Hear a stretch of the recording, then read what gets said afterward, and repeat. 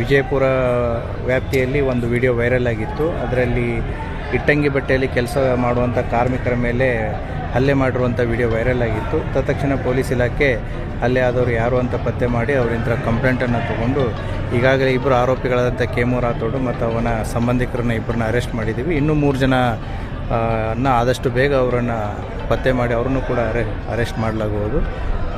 ಇವರು ಜಮಖಂಡಿ ಮೂಲದವರು, ಇಲ್ಲಿ ಇಟ್ಟಂಗಿ ಬಟ್ಟೆಯಲ್ಲಿ ಕೆಲಸಕ್ಕಂತ ಬಂದಿದ್ದರು.